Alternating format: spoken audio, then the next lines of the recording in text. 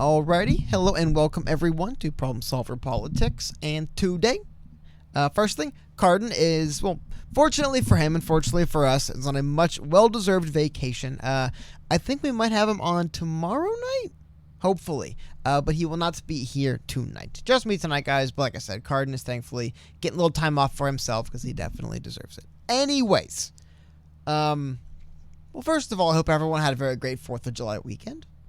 That was, I guess the most recent thing that happened, right? Anyway, let's get into the news. I want to go back in time a little bit, let's say a couple weeks. Some of you guys might remember this. We actually went through this article. It was the top 10 women Joe Biden might pick as vice president, kind of basically like a power rankings. And somebody who found their way all the way at the very top, almost number one, was a Keisha Lance Bottoms. Been clear for a while now, but the Atlanta Journal-Constitution confirmed it earlier this week, being of June 25th. Bottoms is among a handful of serious contenders getting a full vet from the Biden team. First-term mayor's weak spot is experience, which you know from Biden's public statements he very much prizes in second in command, but Bottoms had an answer flattened Sunday on CNN. There's been no handbook for so many mayors and so many governors across the country dealing with COVID-19, and now with the demonstrations that we're seeing around the country, think that there's been a response to the crisis, and not many people have been tested in this way, in the same way that leaders across the country have been over the past several months. Wow, she said. Riveting. Either way, though, I mean, this was somebody who, not very long ago, was looked at as probably one of the people that might be picked by Joe Biden for VP. Now, you'll notice the experience she does have is she is the mayor of Atlanta. So how have things been going on in Atlanta? So this is an article, again, we're going to go back to, ironically enough, the same day as the power rankings were last updated. June 25th. How are things? Well, 170 officers called out in the so-called blue flu protests over officers charged in the Brooks killing, records had shown. Is that a pause? Okay, I thought that was the actual picture. Like, that's horrible they put that open like this. Anyway, so Channel Action 2 News in Atlanta had learned that 170 officers called out sick in the hours and days following the Fulton County District Attorney's decision to charge the officers involved in the deadly shooting of Rayshard Brooks. Channel 2 investigative reporter Nicole Carr obtained the records for what had been dubbed the blue flu. The bulk of them arrived Thursday. I believe what they found is that it was 171 officers that called out sick between Wednesday and Saturday. If I remember correctly, this started literally the moment that the mayor and the local prosecutor there read off they were charging the officers. So just giving you some context for what's going on. So, as I said, I hope everyone had a great 4th of July. Unfortunately for people in Atlanta, and I mean this in all seriousness, had a very, I'm sure a lot of people had a pretty good time, but it was also, as the interim police chief had said from Atlanta, this is an article coming out today, one of the most violent he can recall. Now, he is the interim police chief because the prior police chief actually resigned almost immediately after the shooting took place. I believe it was, I don't remember the exact date, but about a month and a half ago. So the city of Atlanta confirmed that 31 people were shot over the holiday weekend during 11 different incidents. Those incidents include 5 people dying, one of those being an 8-year-old girl. And I believe, do they mention in this, just shortly after the 8-year-old girl was killed, another individual was killed in the same spot. And we'll get into why that was. I guess they get into it right here. So they mentioned that Sikaraya Turner, I hope I got that right, I probably butchered it like always, was shot while riding in a car with her mother and her mother's friend. The shooting happened not far from the Wendy's on University Avenue, where Rayshard Brooks was shot and killed last month. And they mentioned this, that there was a second shooting near the same location just 24 hours after the little girl died. So it was, I believe, because of morale, but I was looking for what he had something to say. Oh, this is probably the most challenged, most violent weekend that I could recall, said the interim police chief, Rodney Bryant. So that's bad. That's not good. Again, we're talking about Atlanta, because a couple of things have fallen in the last few hours, which, I don't know, if I was a betting man, I probably wouldn't be betting on Miss Bottoms to be the VP, because a couple things came out that have been pretty bad. First thing, it's from NPR. The governor of Georgia calls up the National Guard and declares a state of emergency due to the violence, which, with a lot of the stuff going on, all the demonstrations, so to speak, going on over the last month and a half or so, there's been a lot of questions. Why haven't the governors declared a state of emergency and just sent the National Guard in? Well, we're seeing it actually happen now. They mentioned in the article that Georgia Governor Brian Kemp was activating up to 1,000 National Guard troops after a spate of shootings and protests in Atlanta over the weekend. 5 people died, including an 8-year-old girl, and at least 30 were injured. The Republican governor, they mentioned, issued an executive order Monday that would send the National Guard to protect the state capitol, the governor's mansion, and the Department of Public Safety's headquarters, where close to 100 demonstrators set fire to part of the buildings early Sunday. In the order, Kemp slammed Atlanta officials who, quote, have failed to quell ongoing violence over an especially turbulent few months that have seen the resignation of the police chief, increased sickouts of officers, and 2 officers charged in connection with the killing of a black man by law enforcement. We've gone through all that. Now, I guess I will mention this, that Mayor Bottoms, she did come out earlier today and say that enough is enough, and she called for the violence to end after an 8-year-old girl was killed, talked about earlier. They're offering a reward of up to $10,000 for information. They go through this. She had a press conference, where an emotional press conference, she said that you can't blame this on a police officer. You can't say this is about criminal justice reform. This is about some people carrying some weapons who shot up a car with an 8-year-old baby. We're doing each other more harm than any police officer on this force. Been pretty bad. Been pretty rough. Well, it got even worse somehow. Maybe, I mean, I have to imagine worse. And again, in all seriousness, I'm not trying to make fun here, but hopefully she recovers soon. Fortunately, also today, it turned out that Mayor Bottoms had tested positive for coronavirus. She says she feels fine. She says she has no symptoms and tested positive. It's always really weird. I don't want to say someone's lying about being sick. I don't like doing that. But it's always weird. It's like, yeah, we just kind of got tested for no reason, and we're both basically healthy. I'm assuming they have some symptoms they're probably just lying about. I think it's much more likely they're well, I feel nothing when you feel a little something than the inverse. Anyway, not a whole lot more on this, just to mention that she was, of course, considered one of the front runners by CNN. But the past week has been particularly awful. And I don't know. I would have to say that's probably it for the VP spot. I mean, maybe she'll recover quickly, but the governor declaring a state of emergency and calling you out directly. I get the different political parties. That's going to weigh into it, right? But geez, that's some rough stuff. And in general, it's been pretty, as I said, the going back to what was it, the blue flu, they said, so to speak, but over a few day period, many officers called out sick. It was after a press conference when they announced that the 2 officers involved in the shooting would be charged, one for murder and one for, forgot what else, but some serious felony. They started basically calling out within hours after that and continuing on for a while before that. Her chief of police had resigned a few days before that. Almost immediately upon hearing that they wanted to arrest the officers. And it really has gone just downhill from there. There was the shooting did take place at a Wendy's. For those of you guys, I guess, who just don't remember or didn't hear about it, it was pretty big news, but not everyone hears about it. There's an individual, and as far as I remember, or as far as I recall from the stories, he was passed out, drunk, or on something in a drive-thru. 2 police officers pulled up to get him to move his car. They were about to arrest him. I guess up until that point, even pretty cooperative. When they tried to arrest him, he got into a fight with them, stole one of the weapons, ran away, fired the weapon at them, and then they fired back and unfortunately killed him. I believe that's the gist of what happened. Anyways, it took place at a Wendy's, and that Wendy's over the last few weeks now has been a kind of, not quite the Chaz or the Chop, so to speak, in Seattle, but something somewhat akin. I mean, people have been just walking around with guns to the point where in about 24-hour span, 2 random people were killed. And it forced the mayor to finally come out and basically just beg people to stop.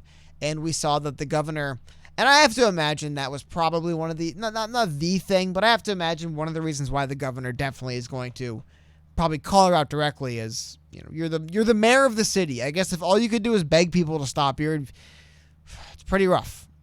That's pretty rough. But and maybe the coronavirus thing, I just have to imagine if someone has coronavirus, maybe she'll recover pretty soon, but just campaigning and whatever. I mean, the election's soon. The fact that Joe Biden still hasn't named his VP is kind of weird.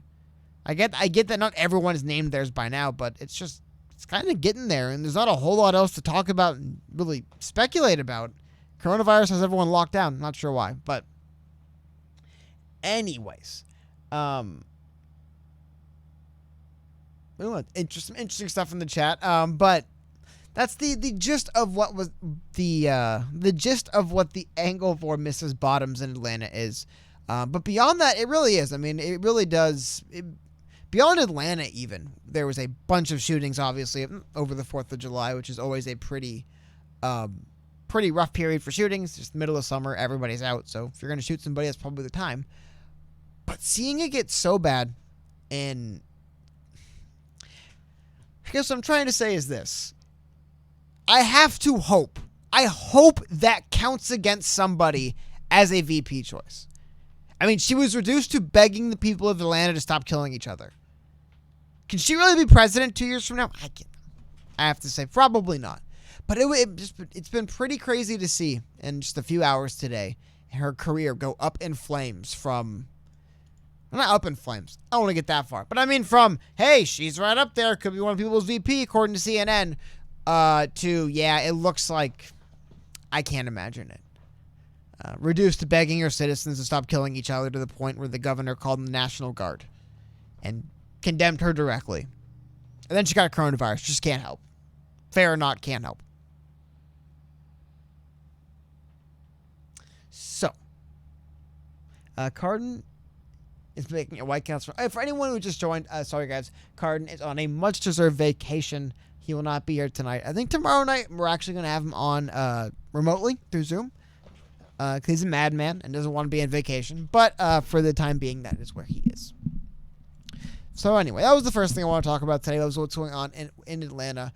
And just how it was a little bit delusional in June for them, I think, to be saying, the mayor of Atlanta, she could be maybe a VP chance. When it was like, really? Things have been getting kind of bad. And now I've just gotten worse. But there's something else I want to talk about. And... This is weird. I closed the article, but I don't know why I closed it. But I want to pull it back up and show you guys this. So, obviously, coronavirus hasn't gone away. I mean, we just saw that Miss Bottoms in Atlanta has coronavirus. People are still getting coronavirus. I believe a couple of baseball players have been caught positive for coronavirus. Plenty of wrestlers, I believe, tested positive for coronavirus, but just many people have tested positive for coronavirus. This is what's interesting, though. One of the responses has been to move remotely through work, remotely through school, remotely through a lot of things. So there's a really interesting drama going on. Harvard's probably the more newsy element of today, but this is what also came out. And Politico ran this article, and check this out. The Trump administration is barring international college students if their school's classes are all online. International students who attend college in the United States on visas will be barred from staying in the country if their school's classes are entirely online during the fall semester, the Trump administration said Monday. The announcement comes as colleges nationwide are grappling with how to teach students during the coronavirus pandemic, with schools like Harvard announcing all online learning for the entire school year. I have to imagine maybe Harvard can afford it, which, by the way, Harvard not only... It says something. I'll go on a little aside here, but Harvard told their students today, crazy. Harvard told their students today this: all of our undergraduate classes will be done online. Every single one of them. If you are a freshman, you can, if you want, live on campus. You can't go to classes, and you have to be, social distance, and you have to wear. It sounds weird, but they detailed that. But you know why they had to detail that, I believe? Not only are these, you not only don't get a break in tuition for having all of your classes online and having no classes taught inside the actual school itself, they increased tuition this year according to reports. And they said, F off, you're paying the whole 71 to 83 grand and you're getting online classes. So that's one thing that just bothered me, but it also brings an interesting thing here, right? Like, if they're going to do this with remote schooling, and I mean, we can go through it, but the idea is pretty simple. The argument from the government is, well, if you're taking all of the classes online, you don't physically need to be in the United States, which pretty compelling argument, really. If the schools are saying, hey, you can't come sit in the classrooms, it seems kind of weird to have a visa on the basis of needing to be sitting in the classroom. But how else could this, I mean, we're going to see, and we already have seen, right, a big push to working remotely. A lot of people that left the office probably aren't going back, right? And just anecdotally. But I wonder if these same implications would start reaching the same way to work. If you are working remotely for a company, there's really no reason for you to get a visa to live in this country to work remotely from the company. You can work remotely from wherever you are. Because you'll go through, and that, as I said, they pretty much sum it up in the argument that the U.S. Immigration and Customs Enforcement announced the changes to the Student and Foreign Exchange Visitor Program for non-immigrant students on F1 and M1 visas for academic and vocational coursework. The State Department will not issue visas to students in online-only programs, and Customs and Border Protections will not allow these students to enter the country, according to the press release. If their schools shift online, international students currently in the United States will have to leave the country or transfer to a school with some in-person learning. And this is what's also very interesting to me. It was this thing right here. Failure to comply with these regulations could result in removal proceedings, I said. See, the other weird wrinkle to this is schools do compete for customers, basically, right? They're competing for admissions. They want good students to come to their school and be successful and give them money. And then they also want just any students to come to some schools to pay tuition and give them money. Now, this is going to open up a weird kind of... Sorry about that, I was so loud. It's going to open up to a weird kind of shady, and I hope we don't see it, but I have to imagine we will. It is a business. Kind of competing ground for... I mean, what happens if there's a school who's like, you know what, our admissions are down. They're not good this semester. What if we can get a bunch of foreign students by being one of the few schools in a certain area to actually offer in-person classes? And they'll do them up all weird and goofy. Like if most schools are just not having them, I doubt you could just have schools that are like, well, whatever, 150 people in an auditorium. They could just come and, sit in lectures, whatever. Same as before. I'm assuming even schools that will have in-person classes, they'll have to be pretty limited, at least social distance. Maybe they won't. Maybe you could just sign a security waiver. Say, hey, if I get coronavirus, it's on me, man. I'm just paying $50,000 to go to the school. Sounds weird to me. I don't think it's going to happen. But at the same time, that's a window for schools to compete for admissions now, especially with foreign students. There's a lot of, from the school's perspective, a lot of desirable foreign students. Just a lot of people come from wealthy families from other countries to study here. They'll pay what they pay. They know that, so they like that. And a lot of really smart people come from other countries to study in America. Generally, you have people that are seeking, better education and get some of the better students. You want to attract higher quality students. So, again, I don't want to go too much of a tangent, but that would really suck to see. I mean, I don't know if it really suck even, but it'd be weird to see schools that are like, yeah, we probably shouldn't have these classes open, but it's the only way for students to get visas to come into the country is to have these classes open. Weird spot. Because they mentioned here, too, that during the 2018-2019 academic year, there are more than 1 million international students, and 57% of them for China, India, or South Korea. 1 million students, though. And I have to imagine a lot of schools will follow Harvard's lead. I don't know if anyone's registered for classes in the fall. If they want, let me know in the chat. If they've let them know if they'll be going in or not. But I have to imagine more schools are going to come out and say, yeah, I mean, like here they mentioned, Harvard announced that all classes will be online for the academic year. The university is still planning on bringing up 40% of the undergraduates back to campus. Princeton also unveiled its reopening plans on Monday and said most of its academic instruction will be online.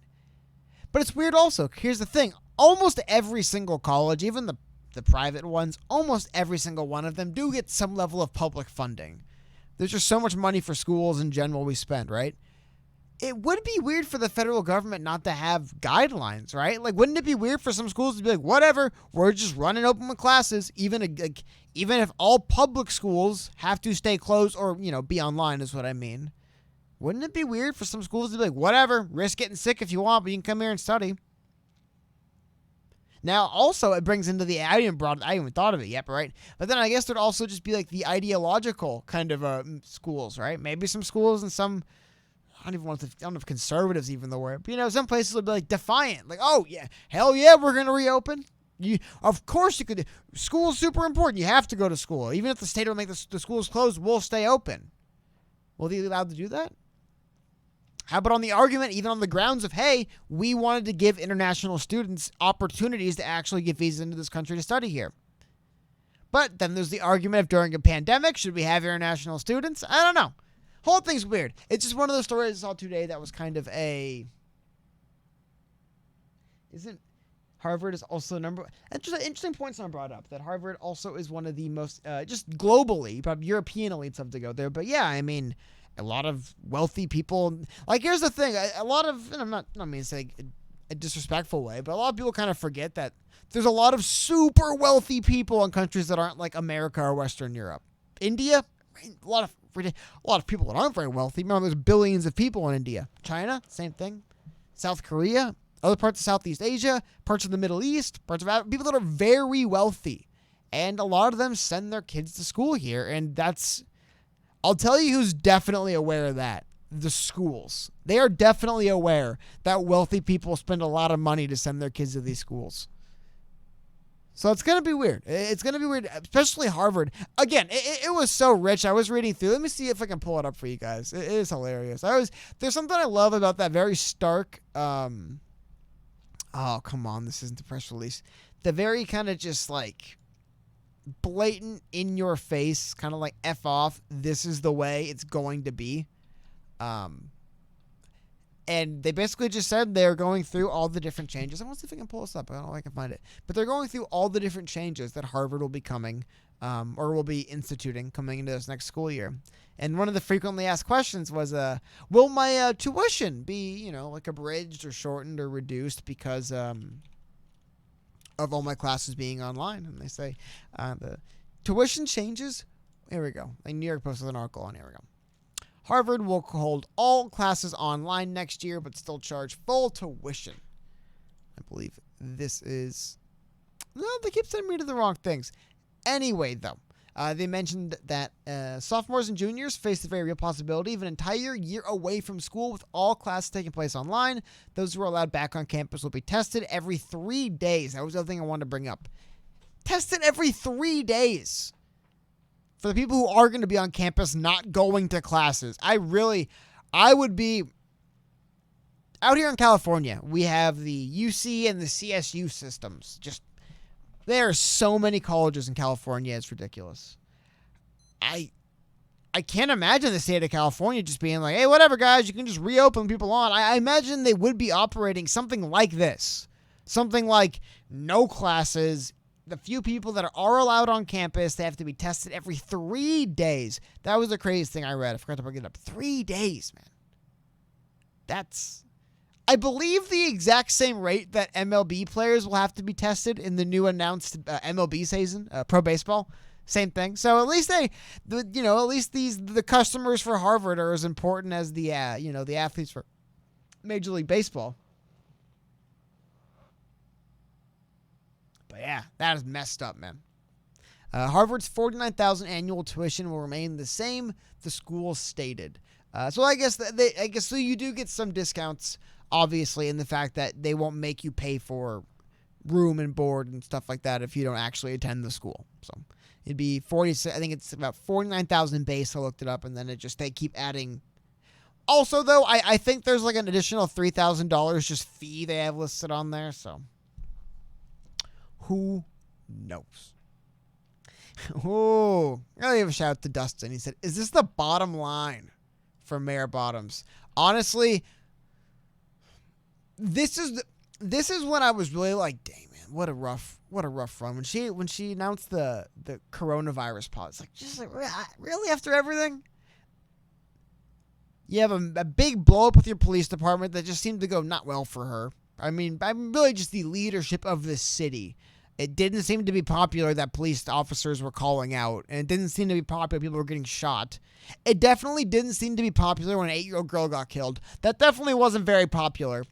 I can't imagine she's going to be very popular when the governor calls a statewide state of emergency, deliberately and explicitly calling her out, and then just topping it off, man. coronavirus. Now, part of this, here's the thing. Most of the time, when somebody just randomly gets coronavirus and they're like, I feel fine, I have no symptoms, I feel amazing, who knows why I have it? I was like, okay, that's just a way to get your name in the headlines. A little jaded, but it works. For her, man, she did not need any help. I mean, the amount of news, what's the word? It's not all news that dropped today, but just the amount of narratives that were pushed today around this individual. None of them good. To have it end with her coming out and saying, now maybe it's kind of like a white flag. Leave me alone. I have coronavirus. I'm going to go F off for a couple weeks. I don't know. Anyway, $2 super chat from my melanated scope, and he says, Andre Yanks 2020. Okay. Andre, I see what you're going with. I see what you're going for there. I guess we'll get into it. We'll talk about that a little bit as well. We can get back to this. I mean, I wish there was more. It's just it's just been bang, bang, bang, bang for Atlanta and especially its mayor. Hasn't been going very well. But let's get into something here. Okay. So, full disclosure. I am a massive Kanye West fan. Love his music. Love basically all of his albums. Very, very, very big fan of his. Now, I have no problem for calling him out when... hold on. I need to grab a different headline. I really don't like the Daily Beast. But I have no problem. I haven't dug into this, but I've read the article once or twice. Kanye West probably shouldn't get millions. He probably shouldn't have been getting PPP loans. That's what we're talking about here, in the millions of small loans. Yeezy received a loan from the federal government worth $2 million and $5 million. Now, it helped it save 106 jobs. I get it. It's good. It helps. Hopefully this went later on. But I remember when the PPP money was going around, wasn't very good. Again, I'm a Kanye West fan, so I look at it as it saved jobs, even though he's a billionaire. Doesn't mean he's a billionaire when his factories don't run. But that's not what we're talking about Kanye West.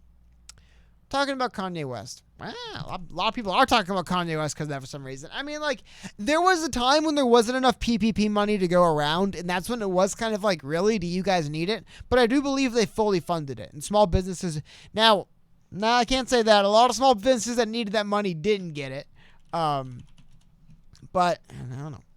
Money talks. Here's the thing. A lot of people obviously saw the tweet. We'll start there. Where Kanye West said something along the effects of running for president one day. Oh, $2 super chat from EXO. His favorite Ye song. Mine personally is Beautiful. It's honestly, it's hard to say. I love every single one of his albums, but probably if I had to pick one Kanye West song, it would be We Major. That's my favorite. But anyways, a lot of people were pulling their hair out saying, what happens to Kanye West runs for president? He said he might run for president. Elon Musk said he'd support him, which, shocker, they're friends.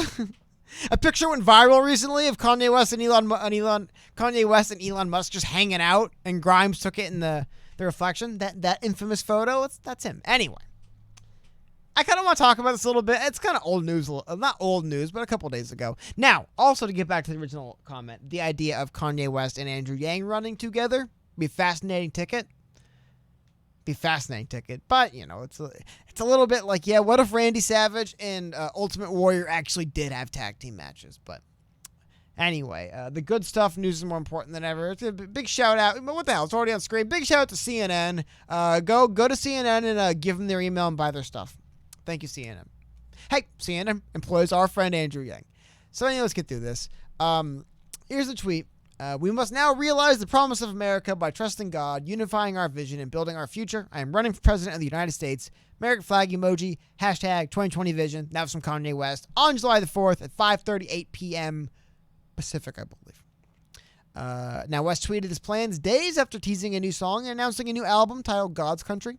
Kanye West said he is running for president. Now, fans immediately tweeted their support for the musician. Do they have the Elon Musk tweet in here? They don't. Now, believe they mentioned that he would functionally have to run, if we get to the nuts and bolts of actually running for president, he have to run as essentially a write-in candidate at this point. I think there's a couple states, if you got 100,000 ballots or 100,000 signatures, he can get in the ballot in. A couple as an independent, but, it's probably not going to happen.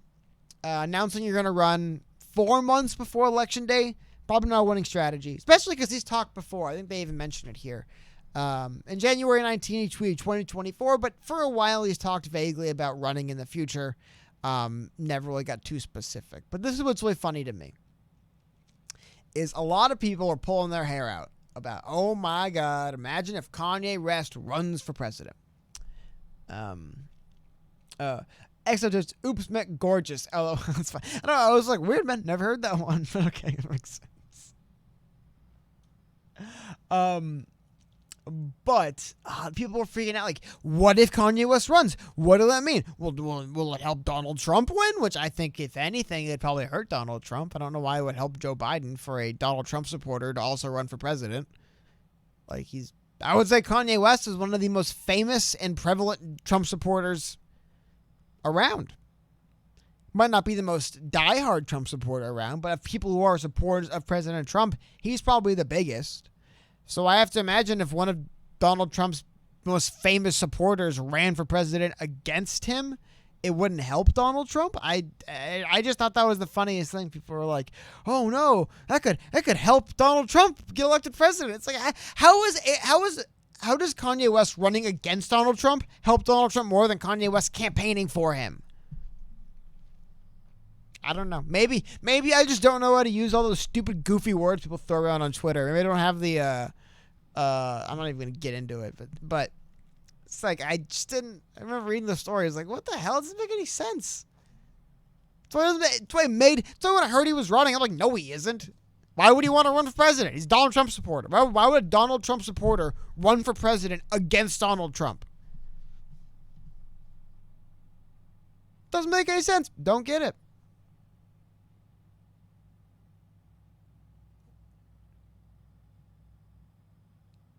Anyway. I mean, what do you guys think in chat, though, about, like, the notion of, I still think Donald Trump running and getting elected as president as, like, a total celebrity. There had been in the past, like, Ronald Reagan, but Ronald Reagan did some stuff that was a little bit more, I don't want to say serious, because Donald Trump was a businessman who made deals. People are serious about their money. But I would say, as far as public facing, I believe Ronald Reagan had some lower offices. I mean, Donald Trump just ran for and won president as a celebrity. That was basically it. I mean, what? I mean, okay, a little bit. I was saying it took place in WrestleMania, but he was goofing around at WWE like within about a decade before he was elected president. He was the Twitter troll basically in 2013 and 14. Like, you know what's funny? You know, there's like these like Donald Trump like what's the word for it? It's like their entire online brand is that they always talk about Donald Trump and everything he does. Donald Trump's entire online brand a couple of years ago, going back to 2013, was just ragging on Obama. Just everything, oh my God, Obama. That's why people will pull up random old Trump tweets when he was critical of Obama and they all apply to him. It's like, yeah, they apply to the president. Donald Trump invented the people who just get on Twitter and complain about him all day. Because he used to just get on Twitter, complain about Obama all day. Anyway, I think he is such a bizarre case. I don't think a Kanye West could just get elected president. Even though I love Kanye West, I'm a humongous Kanye West fan. I might think about voting for him if he ran. I mean, I might think about it. You know, I'll be honest. I wouldn't trip over myself to vote for him because I don't see why he needs to be president. I really don't. Like, I don't know why Kanye West can't do the good he's doing. I think they even mentioned in the CNN article. Let's see. Yep, they say in June, West donated $2 million to support the families of George Floyd, Ahmaud Arbery, and Breonna Taylor, 3 black people who were killed in incidents with police and citizens. But I believe what he specifically did was set up funds to pay for their college. My larger point is that's one thing he did. CNN mentioned one of the things, but he's done a lot of things to help people. He's basically leading he's trying to lead a new wave of like Christianity, trying to like recruit for the church basically. Say what you want about it. He's obviously passionate. It's obviously something he cares about. And it's obviously something he wants. So I don't know why he would need to be president. I really don't. I think being a business person who makes a lot of money, who still has the time and effort, time and energy, or the time and means to go and, step in individual cases. And then on top of it, I mean, they don't mention it, but I would downplay the fact that he does kind of go around and try to recruit people for Christianity. And I think he enjoys doing it and he thinks he's doing a good thing. I can't imagine he would just give that up to run for president. Maybe he thinks or hey, you know what though? To that point, if Kanye West is crazy enough where if he truly thought that he had to be elected president and like there was no other way, I think he could do it. He could convince me. Because he's a little bit crazier, but he reminds me a little bit of like Kobe Bryant in that way. Where it feels like, hey, if he says he's going to do it, man, I believe he'll do it. So getting into Biden VP, someone brought up the idea of Tammy Duckworth being a good... Tammy Duckworth is, after all the nonsense, now kind of moving up to, as far as I've heard, one of the more prevalent, like, after everything we went through with Mayor Bottoms, and just, Kamala Harris has always been like, whatever. I mean, like, really, there hasn't been a lot of great options. I've seen Tammy Duckworth's name keep rising up over the last day or two.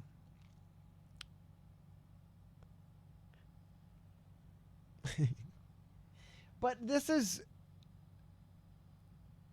Okay. I'm just reading through some stuff in chat right now.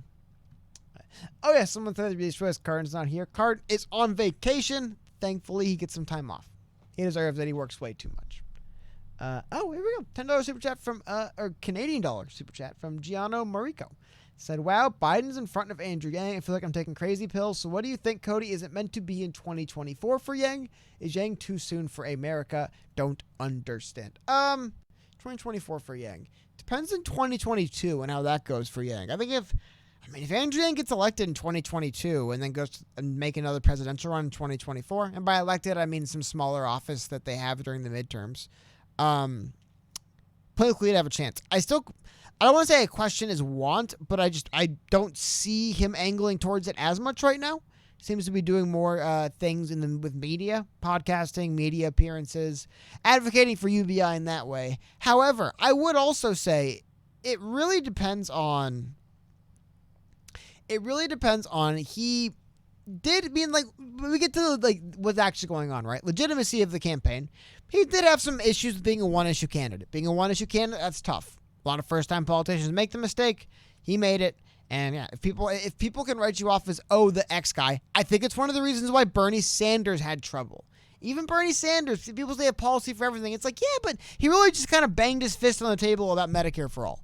And he kind of just became the Medicare for all guy. It almost benefits someone to be like a Joe Biden, where it's like, what's Joe Biden's thing? Like, I don't know, but he's, Joe Biden. So I think that being said, though, we've seen, obviously, with the way the coronavirus has changed a lot of stuff, working remotely, automation's increasing, retail's getting devastated, even service industries that we thought were going to be the future of work are getting gutted and devastated. UBI, Universal Basic Income, something akin to it is, it's becoming... Right now, what's going on in this country for a lot of... Not for everyone, but for a lot of people... And they're actually talking about extending it. For the last few months, basically, if you applied for local unemployment, the federal government would give you, I believe it's like $650 per week. And a lot of people are on that right now. I mean, a lot of people are experiencing getting checks from the government right now, for one reason or another. Not UBI. Don't get me wrong. I'm not saying that's UBI. But a lot of people that maybe didn't experience that before to this degree are. So that's one thing.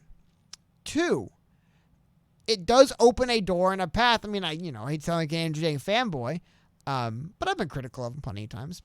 But that is actually an interesting path. I mean, if he does win some lower office here in 2022 in the midterms, as we need to get UBI at least discuss more, push through as something, and kind of form that UBI coalition he's been wanting to form. Or maybe not specifically the UBI coalition, but you know what I mean. I mean, he's been talking about endorsing candidates that support UBI, in trying to create a group of elected officials in the Congress and Senate that are pro-UBI.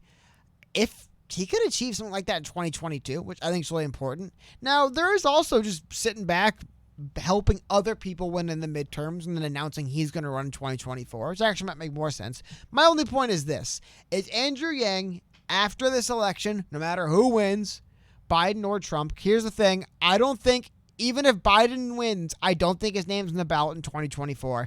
I still don't think it's going to be in 2020, but I don't think it'll be in 2024 definitely if he wins. So there will be a race there.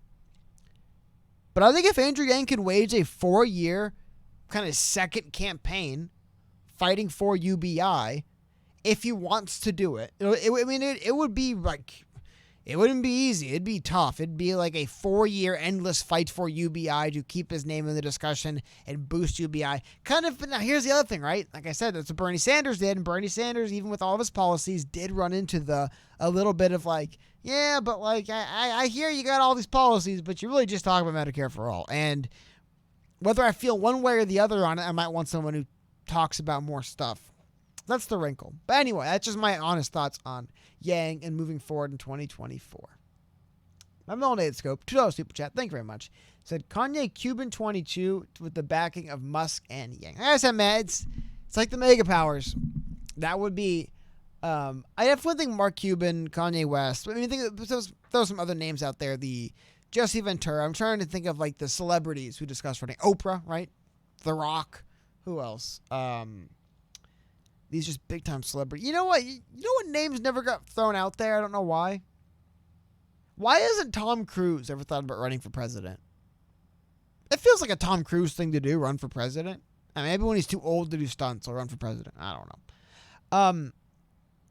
But there definitely does seem to be Donald Trump running for and winning the White House, right? I think has obviously inspired a lot of other very high-profile, wealthy, famous individuals to go, hold on a minute here. There's something to parlaying my fame and everything into a legitimate shot at the White House.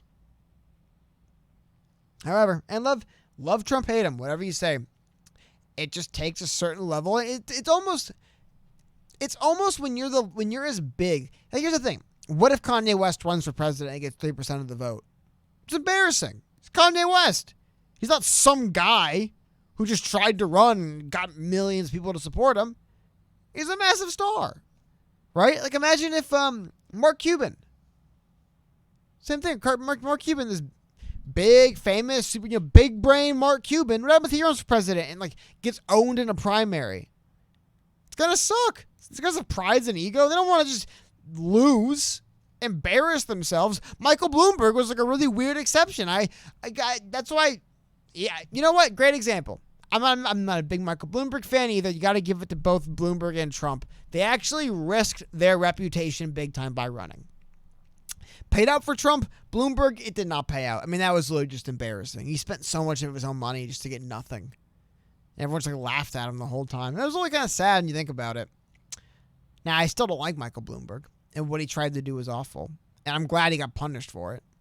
But you see what I mean? That's my larger point. Is I think it's one of the reasons why we will see people like you brought up Mark Cuban have cold feet forever. Because like, when is it ever? Hillary Clinton was the most sure thing presidential candidate, and she lost. Like, it's never a sure thing when you run for president. No matter who you are, no matter how much money you have, no matter who your connections are, it's never a sure thing. You could still lose. Like Hillary, man, and Hillary's shameless. She struggled to come back from losing, especially the way she did, But still, it's not like you see her every now and then. You see her a little bit, but Donald Trump's still on TV every night. She isn't. Hell, Joe Biden's still on TV almost every night, and she isn't. I mean, it's different. It's like, it's almost kind of like, and it's a little bit different, right? But if there's like a basketball game, it's like a big important basketball game, right? And one of like the bench players, the role players, the guys who don't play a lot, they come in and they play okay. It's like not bad. It's like okay. They give them a few points and whatever. No one's going to look at them win or lose and be like, wow, this guy, that sucks. What a moron, right? But if the best player on your team goes out there and just plays okay, not that good at all, really, they'll blame him like crazy. If LeBron James, for example, there's people who live in very nice homes because they learned all they have to do is rag on LeBron James all day, every day, and people will listen because he's a big star.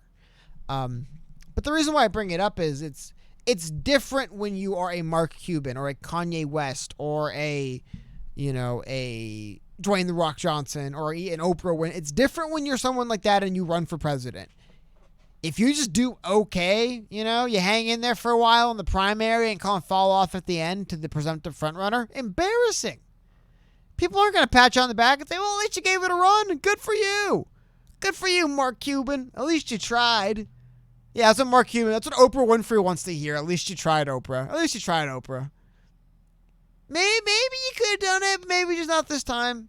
Maybe next time, Junior. Like they don't want to hear that stuff. They want to win if they're going to run. But again, it doesn't matter if you're Hillary Clinton, man. Like, you cannot guarantee you'll win. So anyway, $5 super chat from Sly Cactus said, whether Joe or Donald win, the American people lose. Also love the shirt game as usual. Thank you very much. Hashtag Yang McRaven. Hashtag Dark Horse Duo. And honestly, I'm a little behind on what exactly is going on with that. I mean, I believe it's just kind of like an Eric Weinstein project. And he just pulled definitely a couple interesting names, right? Yang and McRaven. But to that point, right, he's one person, but a lot of people are talking about with Biden and Trump running. I think it's one thing that Biden-Trump will get us is a lot more people discussing, okay, it wouldn't be awful to maybe actually have a third option for the presidency. And I wonder if we do, we'll get there. I personally don't think it'd be like the Dark Horse Duo or anything. But still, I wonder if the discussion will be something that arises up over the next 4 years. That, oh my God, having to go Trump Hillary and then Trump Biden, if people will be like, geez, man, like we should have a third option. Even if the third option is, I don't know, Regis Philbin, right? Like, who cares? Just a potential name that isn't them. Now that would, the one thing that is important to remember though, that having two parties does also mean is that when you have two parties, two real, obviously, technically an infinite number of choices for you vote for president, but two real main options, right? It leads to, generally speaking, somebody who has close to the majority or close to half of the country's support winning. I do like that. It's one thing I don't love about parliamentary systems. Let's say there is three parties. I don't love the idea of somebody getting elected president with like 39% of the vote. I don't love that idea. I don't love the idea of a president that like less than 40% of people who voted bothered to vote for. Which would, obviously be very unlikely, but still possible if you have three parties. So it's the one thing I even kind of still bristle at a little bit. There's something about having only two, just in the sense of, now here's the thing, a lot of people will be forced to vote for a party they don't want to vote for, but at least they made their bed, so to speak. There's something to avoiding having low 40% people winning the White House. Because right now, if you have less than, I forgot what Trump had exactly in it, but again, the popular vote, but meaning what it does. He lost popular vote, right? But I believe it was pretty close. I think he lost it by like 4 million votes or something. Anyway, just be weird. It'd be weird if you had, especially because you think of how like the popular vote, someone actually determines it. It would be the Electoral College and various electoral votes. But think about that as well. What if you have an independent party that wins California and Nevada and Arizona? Not going to get elected president off just those states. You're a very strong regional party. But, hot damn, that's a lot of that's a lot of votes gone. That's a lot of ground that the other two parties have to make up. I don't know what I think about that. Yeah, people bring up ranked choice voting, but even with ranked choice voting, you'll get similar things. Just the idea of having only two major pillars leads to people generally understanding that, like, well, there's two people to vote for. We got two. Like they'll pick one or the other, or they'll abstain. I mean, there's always the third option of just do nothing. Doing nothing is always an option. People say sometimes it's not an option. Sometimes it is. I mean, you might be punished for it immediately. You might choose not to vote, and the person you really hated got elected president. You're like, dang, you know what? I guess I hated them more than I thought. Maybe I should vote against them. Yeah, no, but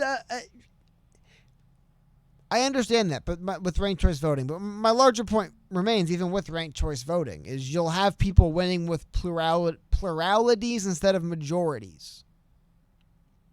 And I know that still happens, but it's closer when you have two. When you have ranked choice voting, I get like it's not like winner. You would have various different tiered votes given to different people. But still, it would create the same thing, is that you might have systems where it's like it was really close and somebody barely edged out like 3 different groups of people. Like, just imagine this. Imagine if there was a really close election like 2016, but not only was there Hillary supporters that were very upset with the turnout, there was an entire other group of people, equal in size Hillary supporters. Technically, the majority, it's the 2 of them, upset with the results. Like, my larger point is I think it would you'd have to result in a lot more changes happening before it would be implemented well. Because imagine if we had 4 major parties and one barely snuck out a victory. So in reality, the majority of the parties, the overwhelming majority of the parties, are unhappy with their results. Just because one was a little bit more. I don't know. It's not the worst thing. Countries obviously do it. It's obviously what we see in a lot of countries. Most of Europe, I believe, will do some kind of ranked choice voting in their parliamentary systems. But actually, I take that back. I'm not sure if that's true or not. However, the idea of having multiple parties obviously works in some political systems that I was trying to get at. I just think in America, you'd have to change more things. Like, I'm not saying it's awful. It'd be nice, but I always try to think of worst case scenarios up front. Just so, because if I can stomach like the worst case scenario, then I have no problem defending something all the way, like fighting really hard for it. Because I know even if things get bad, I can live with it. If there's some things that I'm like, you know what, I kind of support it, but I could see it getting so bad I couldn't live with it, then I don't support it. So I'm on the fence with ranked choice voting. I could see scenarios where it could lead to just tearing the country apart further, ironically enough. By having, because if you have enough parties running, you could have elections won. Like, we talk now about like having a better online game or fundraising, or dude, the more people you add, the more elements you add to the mix, the more somebody really could just kind of, I don't want to say steal one, but sneak away with one, and people thought Trump stole one in 2016. So,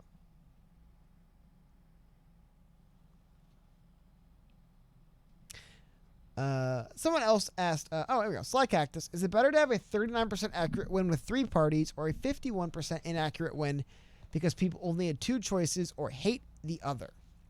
I don't even know if better's the way I'd put it. It's just, I could see people feeling a certain way. People don't need to, it doesn't matter what the facts are. People will feel whatever way they want to feel. And I'm just looking at how people felt when Hillary lost and imagining another party of people feeling that same way. That's what I'm trying to get at. Because you could say, look, it's the way the system's just working as intended. Only 60% of people who voted not for this, but the way the system works, they win. I could just see people in America with the way the way our government's set up. It would, like I said, you'd have to change more things around before it would be something I think people can get behind. Now, of course, if you were to actually implement it, what we'd probably see is the Democrats and Republicans. It would be more general. I don't think they'd implement it and all of a sudden it's like 2024. That's what happens. You'd probably still see a third party or, other parties' shoulders, marginalized. And it would, over time, it could happen at a rate where we could change things around for it to make sense. I could see that. I agree. Obviously it's not going to go all the way to 100.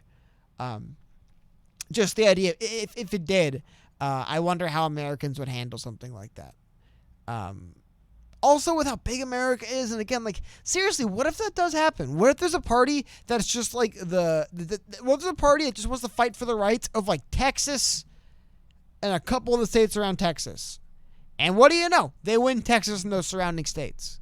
It's just a big chunk of votes taken away from the other 2 parties.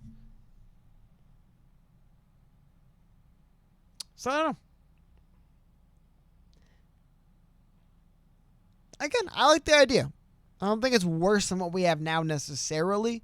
I just think that could be a new problem that would arise, you know. Most things are roughly the same. They just have different issues. And that's what I think could happen there.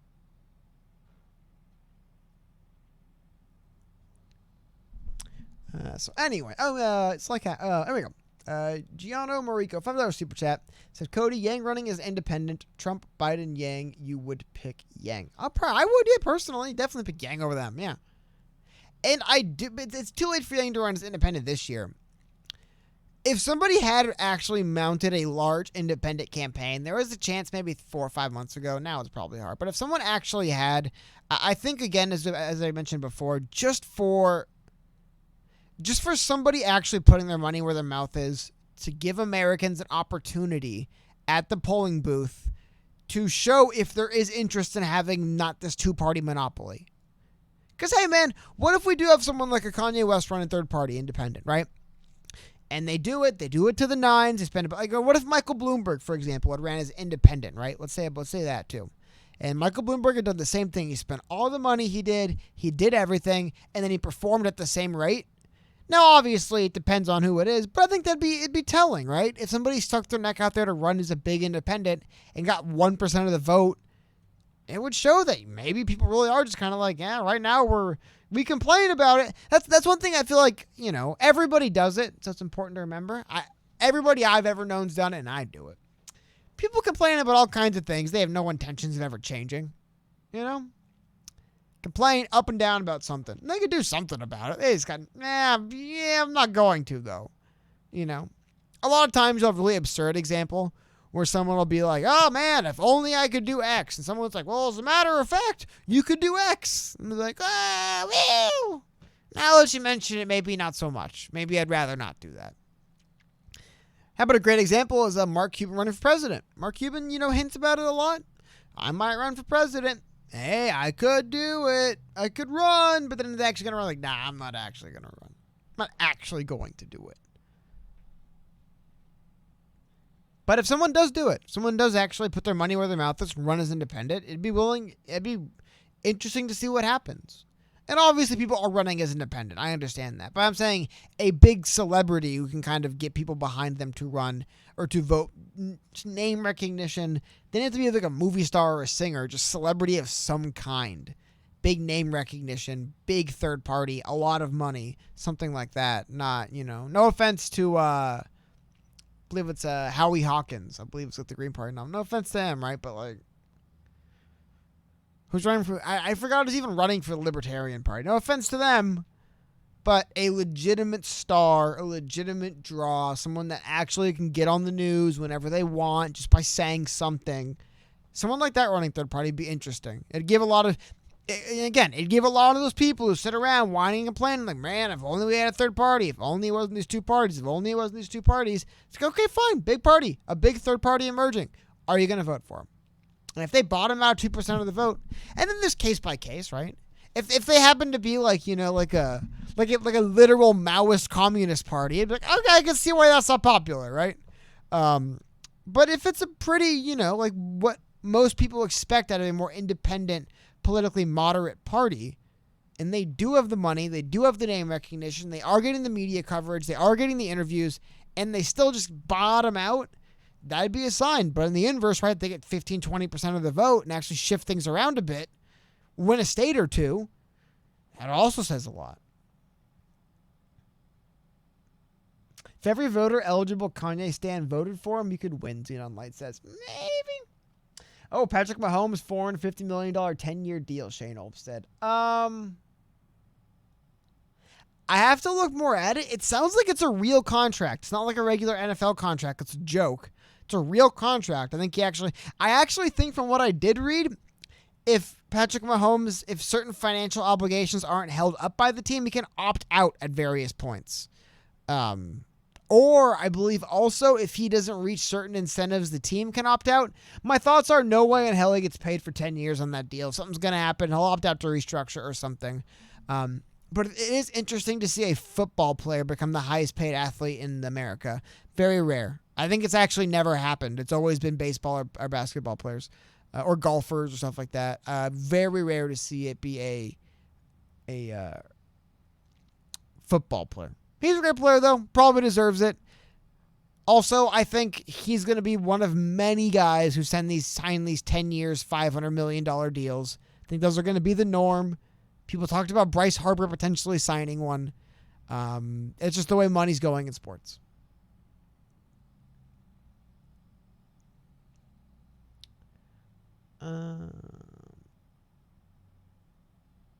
Don't go chasing waterfalls, man. You want to hear a funny story? So out where we live, there's a theme park. And this theme park used to have concerts in like the 70s and 80s. Some of the restaurants there have old posters from like Sonny and Cher performing live, right? Well, that all came to a grinding halt when I believe in 1996, TLC had a concert there. And it led to people going to the hospital and prison. And I think that was the last time they ever did it. Still remain a big TLC fan to this day. Always going to be a TLC fan. But this kind of sucked. We don't get that. Obviously not their fault either. But, I think about the two.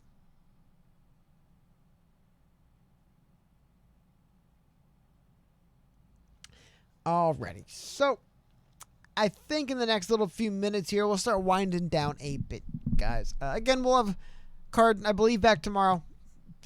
Electronics permitting. We'll have them on remotely. I guess just more random questions you guys want to talk about, sports, whatever. Hang out for a few minutes talking about stuff like that, and then probably wrap it up. And then back tomorrow night.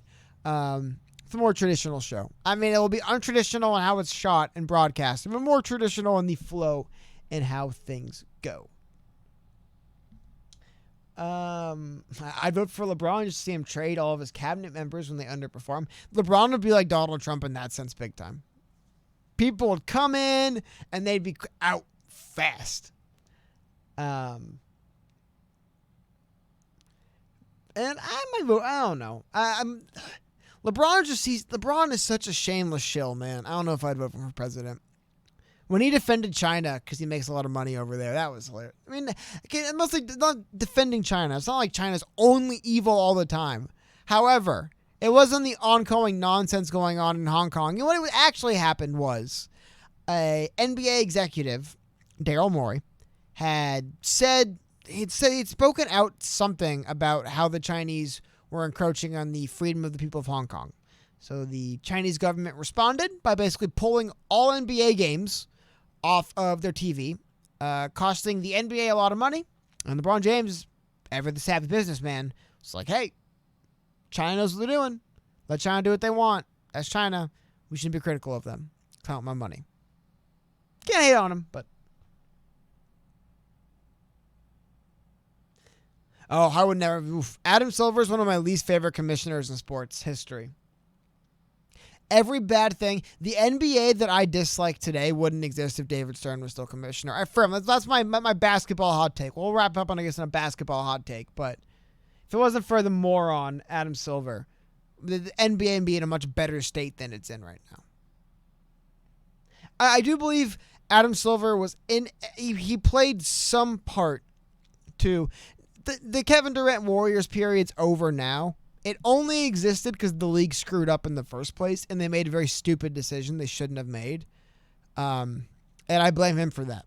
Along with other things, along with the league moving to a style of game that's just not fun to watch. In my opinion.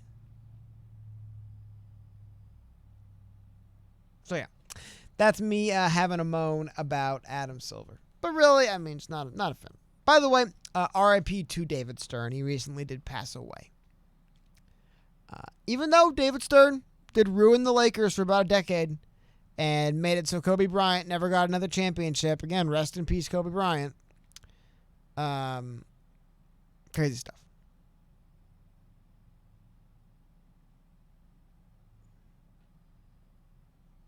Yeah, thoughts on restaurants, Magic Mike's. Thoughts on restaurants opening for dine-in, and literally a hot minute later, you can't dine in no more. Gyms, haircuts are open, etc. Yeah, I think it's baloney, really. I think it's kind of... I think either it was irresponsible for them to have been open last week, or it's overbearing to have closed them now. One or the other. I did not get that. It's like, why open them just to close them immediately without saying, we're idiots. I guess we didn't plan this out correctly at all. Like, what was the point of that? I don't understand it. That did bother me. Anyway, $5, John and Mariko. Thank you very much. So we'd love a PSP show on California's lack of water problem and what could be done to add fresh water to the Salton Sea. We should do a water episode. I remember when the drought was a big thing out here for a while. But there was a extended drought in Los Angeles County, specifically, is what I'm talking about. And there was a lot of water issues. And, of course, one of the greatest movies in the kind of 60s, 70s, 80s period of cinema in America, Chinatown. It's basically about Los Angeles' water problems. Oh, God, Phil Jackson 2020. Never. I'm a big Phil Jackson fan, but I would not elect him president. Anyway, there's a lot of very interesting stuff about California and its waters. So that'd be fun to do it. We'll do something on that. We'll have to look into it. There's also, of course... See, you want to talk about California and water, you start getting into some, oh my God, is it walnut trees? You start getting into some funny conspiracies, not even conspiracies, but some funny stories about water in California. You start digging far enough. So maybe we will do that one day. So anyway, guys, thanks for hanging out today. Again, we'll have Carmen back tomorrow. Be a little bit more regular, more usual, more we expected. But thank you guys all for hanging out with me tonight. Had a bunch of fun, as always. And again, hope everyone had a great 4th of July weekend. And hopefully everyone continues to have a great night. So take care, everyone. And thanks for joining.